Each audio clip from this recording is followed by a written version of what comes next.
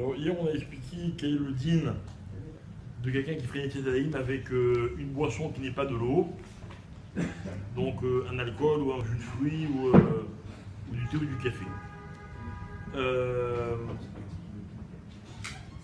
Alors maintenant, on avait expliqué que on a le droit de faire Netilat Yadayim avec de la neige ou avec de la grêle, par exemple. D'accord? Mais évidemment, à condition qu'elle soit fondue. C'est-à-dire qu'au moment où je fais Netilat Yadayim, l'eau ça puisse couler sur ses mains. Donc si j'ai de la neige, ou si j'ai de la grêle ou de la glace, ou ce que vous voulez, je peux la faire fondre et m'en servir comme Netilat Yadayim. On avait déjà expliqué, je dis, de l'eau qui change, etc. Donc évidemment, quelle est la restriction par rapport à Netilat Yadayim avec de la neige? Si j'ai de la neige, bien propre et doux, dans quel cas je ne peux pas faire Netilat Yadayim? Allez, réfléchissez un peu. Il y a un cas où, même si j'ai de la neige, je ne peux pas faire Netilat Yadayim. C'est fait? Donc, personne n'a entendu, on va voir si d'autres y pensent. Moi. Hein? On n'a pas le droit le Shabbat, pourquoi? Parce que le Shabbat, on n'a pas le droit de faire de la fondre, de la neige ou bien de la glace. Donc je ne peux rien en faire. Ok? Mais tout le reste de la semaine, j'ai le droit de m'arranger pour que ça fonde, et après de manger. C'est autre chose, c'est de la neige. Non. Il faut qu'elle a fondu, c'est de la neige. Non, c'est pas c'est ce que j'ai dit. Hein? Vous ne cherchez pas à ce qu'il faut, vous cherchez à ce qu'il refroidisse le whisky, c'est pas un problème. Et là, vous voulez qu'il fonde parce que vous voulez l'eau. D'accord? Mais par exemple, pareil, si Shabbat, est-ce que j'ai le droit de mettre des glaçons et de les faire tourner d'affaire pour qu'ils fondent parce que j'ai soif, je bois de l'eau? C'est un sourd. Voilà. Bref. Ok, alors après, on va voir maintenant les dynimes de Khatitsa. C'est-à-dire quoi Khatitsa? Ça veut dire. Quand je fais Netilat Yadayim, imaginez que sur les mains, j'ai une bague, ou bien j'ai de la crème. Est-ce que je peux faire quand même Netilat Yadayim ou pas? Alors le principe c'est quoi? Le principe c'est que ce qui fait Khatitsa pour la Tvila, c'est-à-dire pour le mikvé, ok, fait également Khatitsa pour Netilat Yadayim. Mais il va y avoir quand même des coulottes sur Netilat Yadayim. Donc par exemple, si j'ai de la comment ça s'appelle, j'ai de l'huile du neft, c'est-à-dire du pétrole, ou enfin une matière qui grasse comme ça sur la main. Comment? De l'huile par exemple. Ok. Alors est-ce que de l'huile c'est Khatitsa pour le mikvé? Il dit que non. Il dit que ça ne pose pas de problème, je peux faire les animes quand même. Ok. Maintenant. La différence qu'il y a entre le mikvé et entre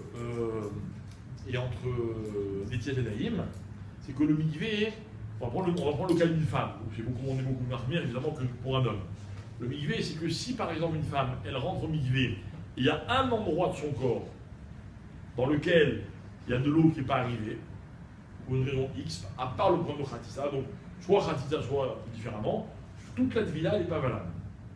Alors que Netilat Yadayim, puisqu'on l'a dit la dernière fois, on a dit que Mika Adin, ce qu'il faut faire, c'est les doigts. Donc si moi, sur le dos de la main, j'ai de la crème ou n'importe quoi, ou bien par exemple, quand j'ai fait je me rends compte qu'il y a un petit endroit qui est resté sec, ça ne rend pas sous toute la Netilat Yadayim. D'accord? Donc si c'est sur un endroit qui est Meakev, sur un des doigts par exemple, ça pose un problème. Si c'est sur le reste de la main, ça ne pose pas de problème. Donc si j'ai la main, je fais Netilat Yadayim, je lave toute ma main. Mais une partie de la main qui n'est pas Meakev, c'est-à-dire qui ne pose pas un problème, il y avait une Khatitsa, ça ne rend pas soul la Netilat Yadayim de tout le reste. Alors que dans la tvila, oui. S'il y a une Khatitsa sur un endroit, toute la Netilat. Imaginez une femme, elle sort du mikvé, elle dit ah mince, il y a un endroit sur la main où j'ai pas bien fait pour. Alors que ça fait, elle trempe la main. On n'a rien gagné. Il faut qu'elle repasse toute la tvila entièrement qu'elle rentre dans le mikvé. Ok? Donc, Beikaron, on doit tout enlever pour faire Netilat Yadayim. Ok. Mais par exemple, une femme qui a l'habitude de garder ses bagues tout le temps, ok, alors pour elle pourra également garder sa bague.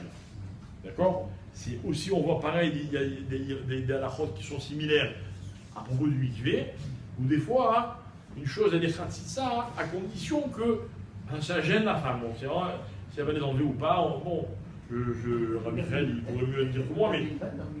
Non, comment? J'ai pas dit la bague, on compare la bague dans ça et dans ça et dans ça. Et dans les ongles. D'accord? Il y a certains cas où certains poskim y permettent de ne pas forcément se couper les ongles ou quoi. Donc ça va dépendre également de l'habitude de la femme, etc. Donc, pour revenir à l'Etianaïm, on n'a pas fait d'anachot de Tvila. On parle que de l'Etianaïm. Une femme qui n'enlève jamais ses bagues, elle peut faire des tiates avec. Alors c'est quoi une femme qui n'enlève jamais ses bagues? Une folle. On n'a pas entendu. Alors, c'est quoi le chiot, hein? Il a fait. Hein? Non, ça enlève la nuit, c'est modèle qu'elle enlève. Ça la gêne. Ok? Mais l'indice, c'est la pâte. Quand elle pétrit sa pâte. Ok? Une femme qui pétrit la pâte. Si elle enlève ses bagues pour pétrir la pâte, elle doit les enlever pour faire des années. Si elle ne les enlève pas pour ça, hein, alors elle peut les garder également pour ça. Voilà en général qu'est-ce qui nous fait décider. Ok?